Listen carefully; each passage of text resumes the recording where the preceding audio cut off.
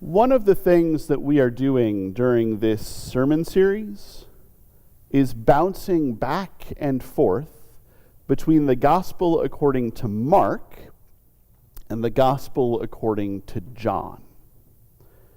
When we are in the gospel according to Mark, like we were last week, even though I brought Matthew into it, when we are in the gospel of Mark, we are focusing more or less on those times when Jesus tells the disciples about what he is going to go through, about suffering and death and resurrection, and invites them and us to come along with him on that same journey. And when we are in the Gospel of John, as we are this week, we are focusing more or less on who Jesus tells us that he is, and why we can trust him when he asks us to follow him on that journey that leads to resurrection, but that does go through suffering and death on the way. Because you can't get to resurrection unless you go through the death part. This week in the Gospel of John, we have Jesus telling us that he is the good shepherd. He says, right to his disciples, right to people who would write this down, right to people who would tell us, he says, I am the good shepherd. Jesus likes to make these I am statements in the gospel according to John. He makes, I think, 7 of them, and I'm not going to try to name them all because I'll forget one. But we have I am the good shepherd. In a couple of weeks, we'll have I am the true vine. Elsewhere, we have I am the bread of life, and I am the resurrection and the life, and those kinds of things. And these are important statements. John is doing a little thing here. He's being clever. Because way back in the book of Exodus, there is this moment where Moses meets God. Moses is out and about one day. He's keeping some sheep for his father-in-law, just kind of wandering around, and he encounters a burning bush. And the burning bush tells him, hey, I'm God. I am the God of your ancestor Abraham, and of Isaac, and of Jacob. And here's what I would like you to do. Your kinsfolk, your extended family, all of those descendants of Abraham and Isaac and Jacob are being held in slavery in Egypt. And I've heard them cry out. So what I would like you to do, Moses, is go to Egypt and go to the people and ask them to leave. Leave their chains behind, leave their slavery behind, leave Egypt behind, follow me, and I will take them to a land of milk and honey that I promised to their ancestor Abraham. And I would like you to go to Pharaoh, the ruler of all of Egypt, and say to him in no uncertain terms, let my people go. And Moses says, yeah, I'm not sure about that. Seems risky, not a great public speaker. Maybe someone else? But God is pretty insistent. You're the man for the job, Moses. You're going to do this. I'll help you along the way. I'll get you some assistance. Your brother's a good public speaker. He can come along with you. It's all good. And then Moses says, well, but when I get there, who should I say sent me? Like, they've been in slavery in Egypt for a long time. They probably don't remember who the God of their ancestor Abraham was. So just, when they ask, why are you here? Who told you to journey into Egypt and do this crazy thing? Who should I blame that on? And God says, I am that I am. I am what I am. I am who I am. I am, like amness. tell them, I am sent you. And so when John uses these little I am statements, he's drawing this connection between Jesus and God. Just like he did at the beginning of his gospel, when he said that the Word was with God, and the Word was God, and the Word became flesh, and that's this Jesus person. He's hearkening us back to that idea that when Jesus speaks, God is speaking. So that I am is important. I am the Good Shepherd is saying I, Jesus, God become flesh, am the Good Shepherd. There are Christians who make a huge deal out of these I am statements. I remember hearing again and again from folks about the I am statements. For the reasons that I just told you, that when Jesus says, I am, Jesus is saying that he is God, and if Jesus is God, we should probably listen to him. But there's a problem that comes along with putting too much weight on I am. We can come to focus on I am. And we can kind of unmoor I am, separate it from the rest of stuff, the rest of the things that are in the gospel, the life that Jesus led, the words that Jesus said. We can say that the important part is that Jesus is God. And so when he says, I am the Good Shepherd, the part that's important is I am. And the rest is just, the Good Shepherd. Ba, ba, ba. I worked really hard on that joke. Okay. It wasn't that clever. I told you last week about some churches, and I don't want to be mean to other churches, but some churches who have interesting interpretations of who Jesus is, what Jesus wants, who God is and who God wants.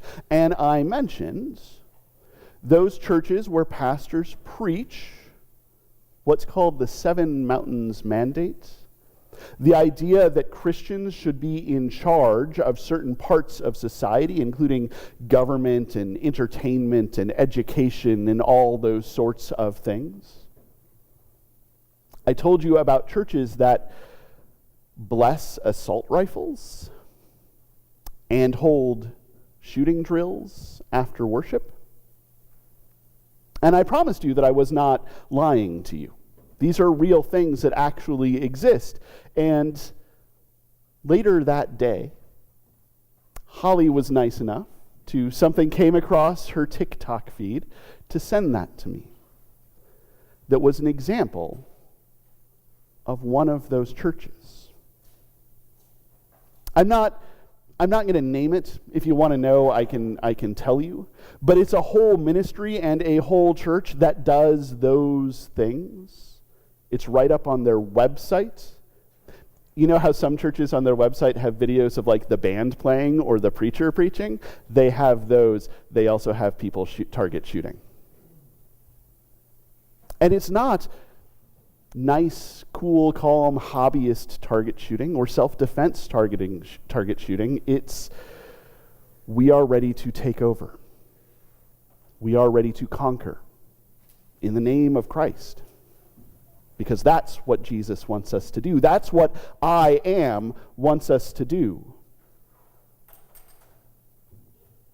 And this particular church is associated with the Moonies, who are a little odd on their own, but they're not the only ones. And I don't want to dwell on this except to say that there are a lot of Christians. There are a lot of churches. There are some big churches who see I am and think I am someone who excludes the wrong people and throws them out of my fellowship. I am someone who goes out and conquers the entire world and makes other people living according to my moral code. I am someone who stands up big and strong and undefeated in the midst of every challenge. And that is why it is important to read the rest of the statement. Because what Jesus says, what the Word become flesh says, what the God who is love, who has become one of us, says, is I am the good shepherd. And the good shepherd does not kick sheep out of the flock. The good shepherd goes and finds more sheep.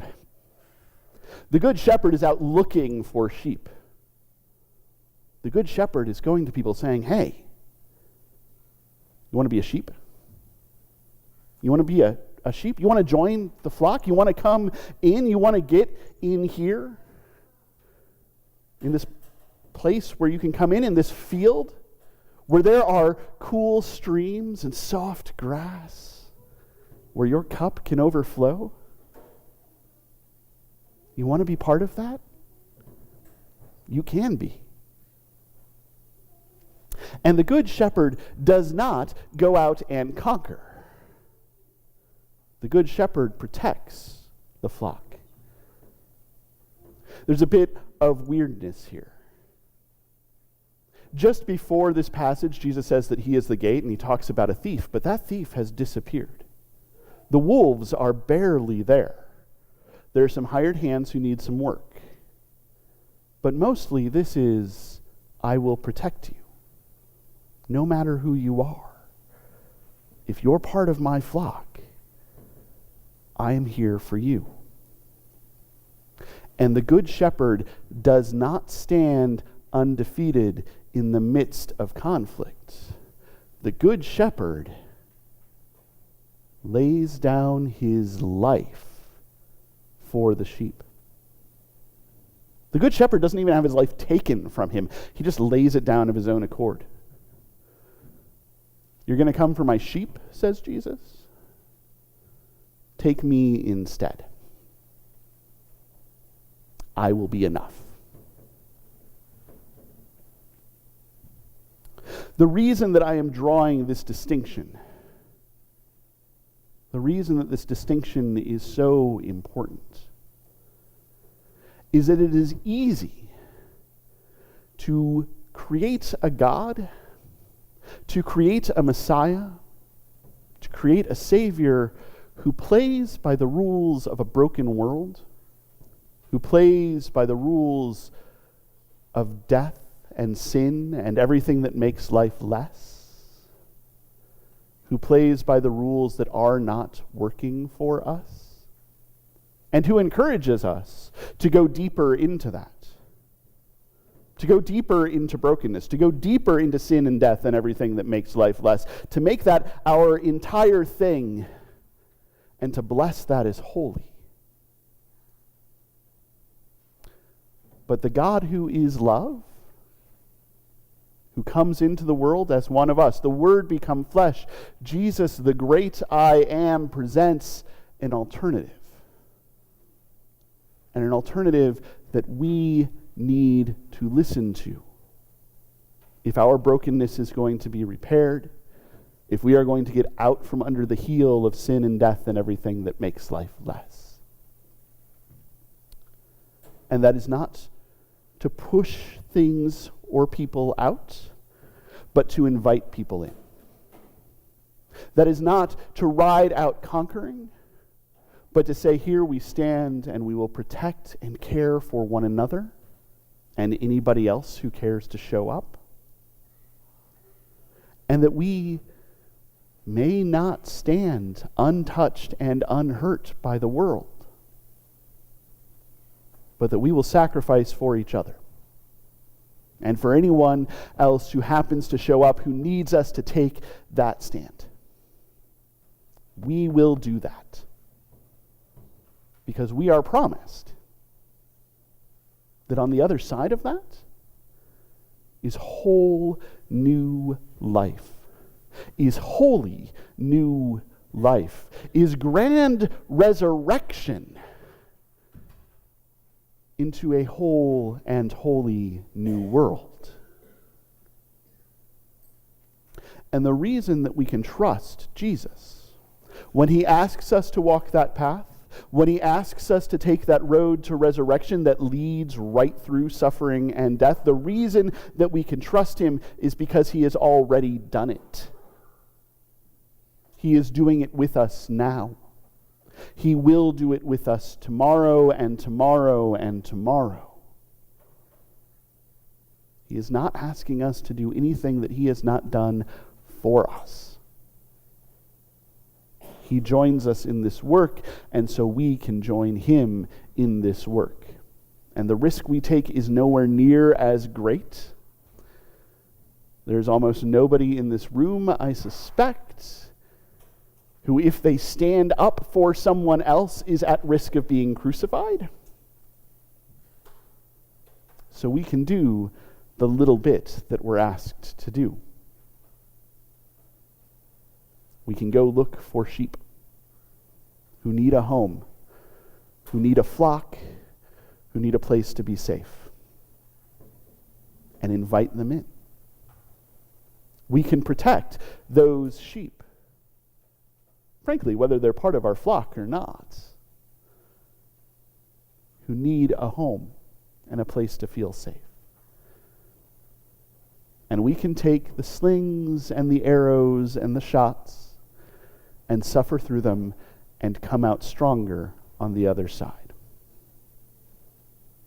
Because someday, if we do this work, there will be one big flock, governed by love, following Christ, bringing new life to the world. We can all be good shepherds. Thanks be to God.